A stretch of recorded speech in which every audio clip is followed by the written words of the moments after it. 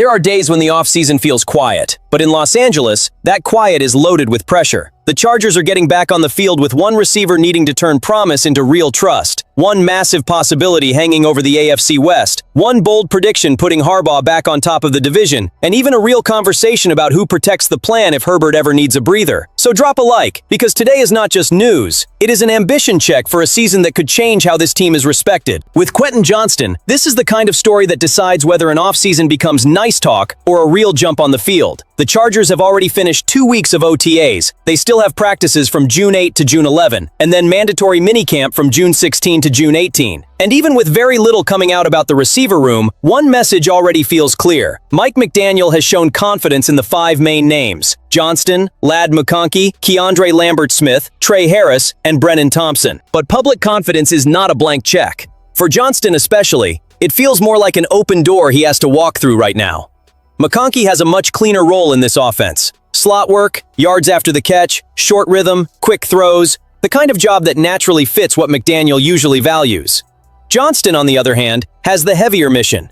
He has to convince the coordinator he can be a deep threat, a physical target, a true X-receiver, not just another player with potential everybody is still waiting to see fully explode. That is where the pressure gets emotional, because Chargers fans have seen the flashes. In 2025, Johnston came out on fire. 337 yards and 4 touchdowns in the first 4 weeks. That is not nothing. That is real talent showing up. But then came minor injuries. The offense slowed down. The inconsistency came back. And from weeks 5 through 13, he had only 196 yards on 35 targets before bouncing back in weeks 16 and 17. That back and forth is the whole point. You cannot be a star in scattered chapters. In an offense trying to help Justin Herbert control big games, consistency is not a luxury, it is survival, and Trey Harris adds good pressure to that whole picture. Johnston's roster spot is basically locked in, especially after the 5th-year option, but opportunity inside the offense is a different fight. If Harris grows, if Lambert-Smith and Thompson show real juice, if McDaniel feels more trust in another profile, the snap share can shift. So Johnston is not just fighting old criticism, he is fighting for the size of his own future in Los Angeles. For me, this is the moment where he has to stop looking like a bet and start looking like an answer. Fewer drops, fewer disappearing acts, more daily presence. Because if Johnston becomes a reliable downfield threat, the Chargers' offense gets a dimension that changes everything for Herbert. The temperature changes fast when Maxx Crosby's name starts floating around trade scenarios, because the entire AFC West has to look up. This is not some random defender, not a rotation piece tossed into a list for clicks.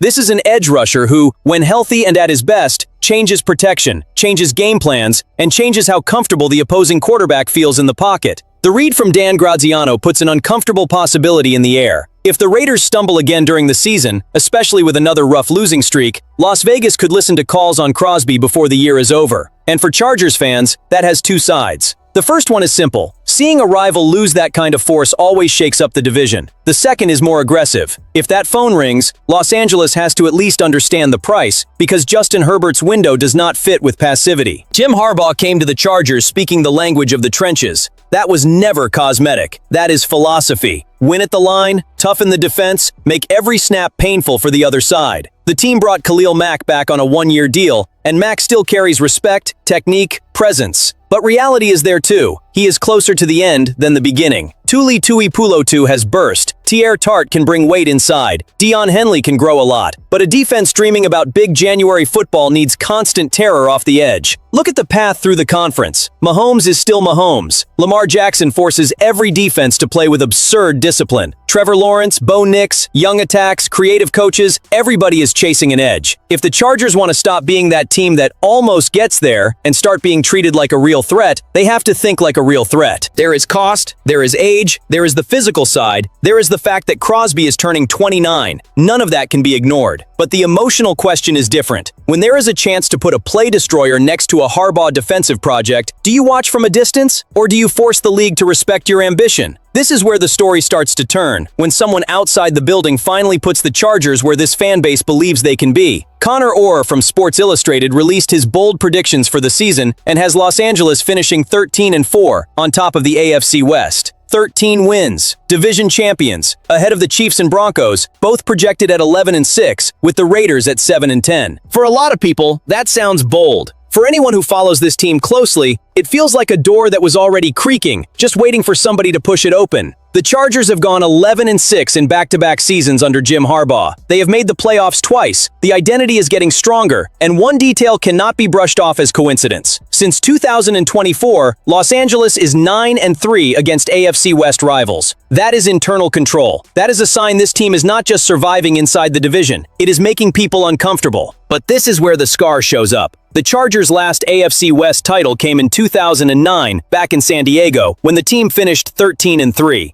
Since then, the division has basically belonged to the Chiefs and Broncos. Kansas City stacked titles, Denver had its run of control, and the Chargers spent years living in that brutal mix of talent, hope, and frustration. That is why this prediction carries weight. It is not just a pretty number in June. It is the possibility of ending a drought that became a shadow over the franchise. Harbaugh knows 13 wins do not come from speeches. They come from a healthy offensive line, from Tyler Biadasz helping inside, from Omarion Hampton staying on the field after missing 8 games as a rookie, from Justin Herbert having a more balanced cast around him. They also come from a rising defense, and from a team that has to stop turning January into trauma. The last 4 playoff losses, 2 already under Harbaugh, are still in the memory. This fan base does not forget. And I want to hear from the community. When you look at this roster right now, with Herbert, Harbaugh, a cleaner offensive line, and this defense climbing, does 13-4 sound like too much? Or does it sound like the ceiling finally becoming the standard? Because to me, the best part of that prediction is that it stops treating the Chargers like some distant promise. It demands the present. It demands the crown. It demands Los Angeles walk into the AFC West not asking for permission, but taking space. After division pressure, ambition, and all that noise, we get to a less glamorous topic.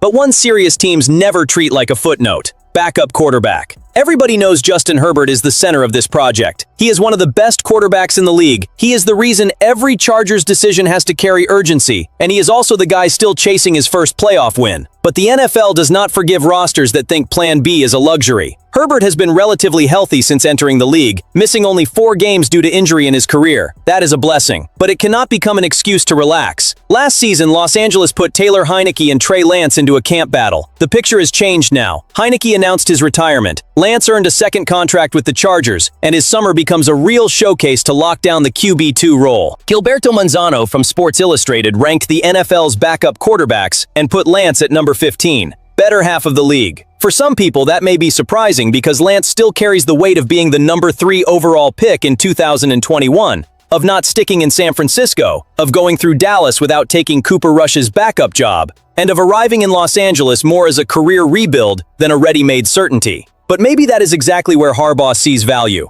Lance does not need to be the Chargers' savior. He needs to be functional, prepared, athletic enough to keep the offense breathing if something happens, and mature enough to accept a role that demands patience. In Week 18 last season against Denver, he went 20 of 44 for 136 yards and an interception. It was not the kind of performance that sets the fan base on fire, but it was a clear reminder that preseason and camp matter a lot for him. The interesting part is that Manzano mentioned the stability Lance has found in Los Angeles and the trust he gained from Jim Harbaugh after a strong preseason last summer. For a quarterback who has lived through years of broken expectations, that is not small. Sometimes a player's career does not come back with a giant headline. It comes back through repetition, practice, command of the huddle, simple decisions, and a coaching staff that knows exactly what it wants from him. So while Herbert is still the engine of everything, Lance enters camp with something very real to defend: respect, a role, and maybe a new read on his own career. And for the Chargers, having a reliable QB2 is not pessimism, it is season protection. I am going to say it straight. I do not accept the idea that the Chargers should wait for respect to fall into their lap anymore. This team has the quarterback, the coach, and enough talent to move with a contender's mindset, and it needs to carry that posture every single day, from June practices to the final snap of the season. I want to see Johnston take his space, Harbaugh pressure the division, the defense chase real difference makers, and even the bench prepared the way big teams prepare. If you believe Los Angeles needs to stop asking for patience and start demanding results, subscribe to the channel, turn on the bell, and stay with me for the ride.